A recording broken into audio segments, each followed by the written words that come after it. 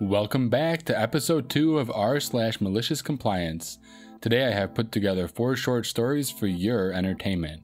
If you're a fan of these Reddit stories, smash that subscribe button as I put out new videos daily. And don't forget to be part of the LaughNapkin community by joining my Discord server, link in description. Now let's get to it. You want to speak to my manager instead of me? Sure. Prior to being a bartender, I worked at a retail chain called Big W. I'm a nerd. I tend to switch to autopilot when tired, almost always at the end of shifts, and can be a dick when annoyed. Me in a nutshell. It's a slow Wednesday afternoon. The air conditioner is broken again, and it's about 5 degrees hotter inside than it is outside, 29 degrees Celsius. I'm in autopilot, rigor mortis smile on my face, and retail greetings are droning out of my throat. A guy walks into my register demanding a refund for something trivial. Probably his panties were the wrong color, I don't remember. I inform him in a monotone voice that refunds are issued by my supervisor, not me. There's a surprisingly substantial line at the supervisor's desk, people wanting cigarettes, refunds, or information. He informs me that he's not waiting that long for something trivial. He demands I do it because even someone as dumb as you can do this. Well, that snapped me out of autopilot, and the smile fades. I repeat in a much more direct tone that only a supervisor can do refunds. The customer is having none of it. Refund my item, he demands again, saying it very slowly as if I was the dumbest potato in a strawberry patch. I'm unable to, he cuts me off. I want to speak to your manager. I don't want to talk to you. Now this is where people need to be careful with their words. As a cashier, I report directly to my supervisor, one of the 2 at the desk. They're in charge of me. My manager sits out back managing the store and usually never has to interact with a customer unless the supervisor calls him. So I nod. Calling through the headset for my manager, let's call him Fred. Fred is a great guy. He tells good jokes. He's always ready to help his friends, and he's a caring soul. He's also a mute. And after wrapping his oot around a tree as a teen, he's also deaf.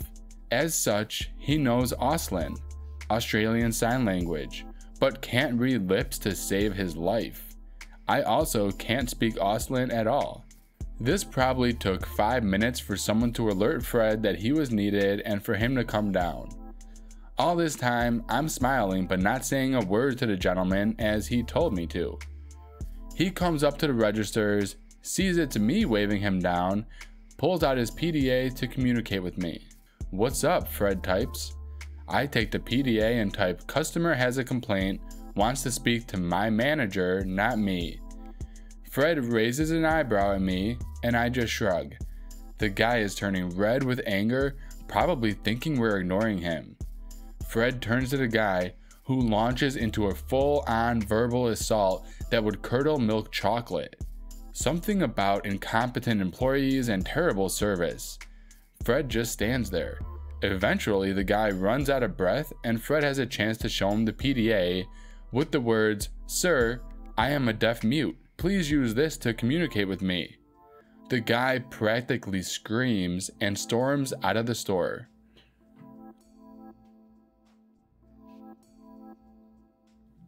Gonna need a bib for that one.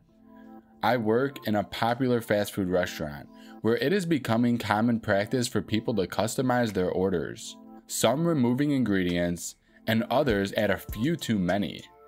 But at night, we get drunk people that frankly order thinking more with their stomach than their head. So this is the funniest instance of malicious compliance I have done at my job.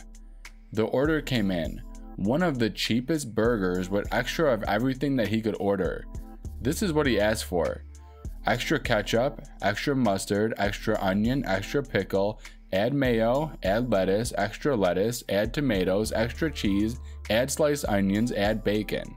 This particular guy was known for complaining that the portions were too small and demanding we make it again with more ingredients. Like every other time, he wanted a good amount of ingredients, So we in the kitchen said, okay, will do.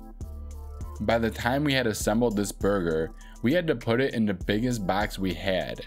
The guy got his food, sat down, and we all watched as he tried to take a bite. With the first bite, everything fell out of the opposite side of the burger and right down his t-shirt and onto his lap. He was a mess.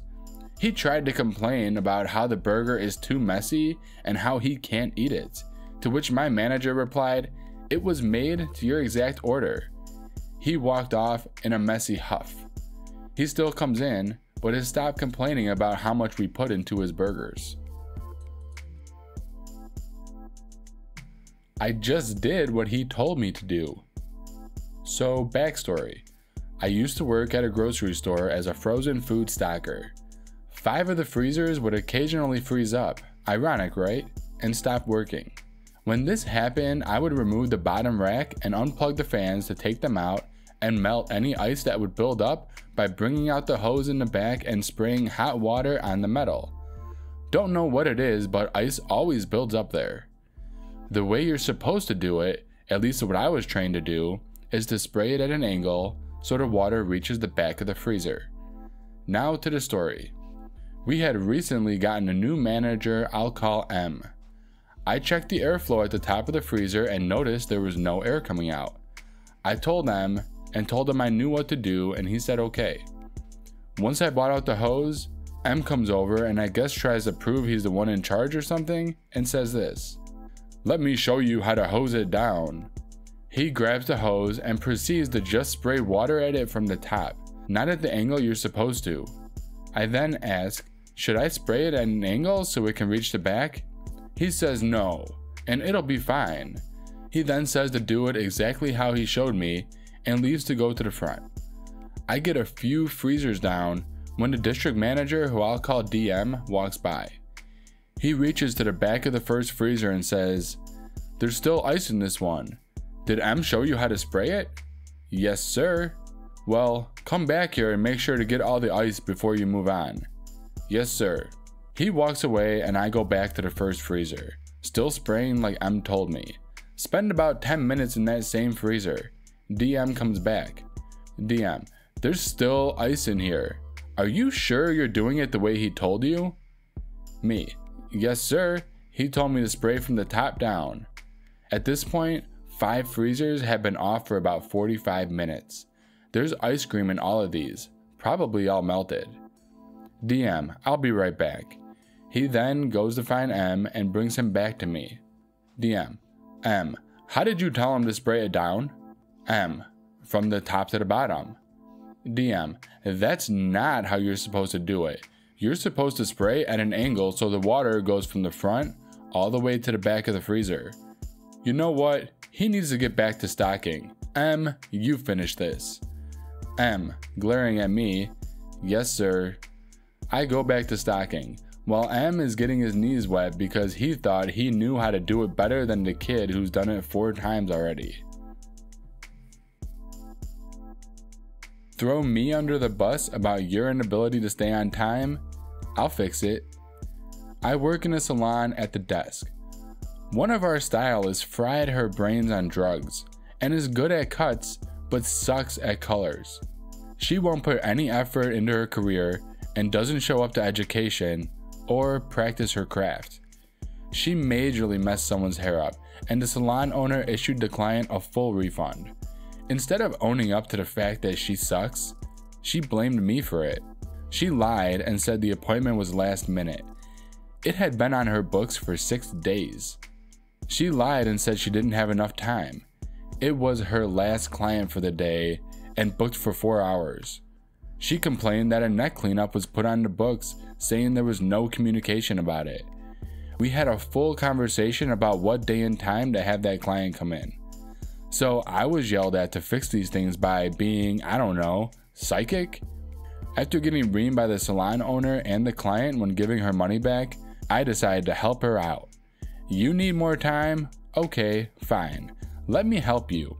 I removed her from online booking for anything but haircuts and increased all her timing by an hour.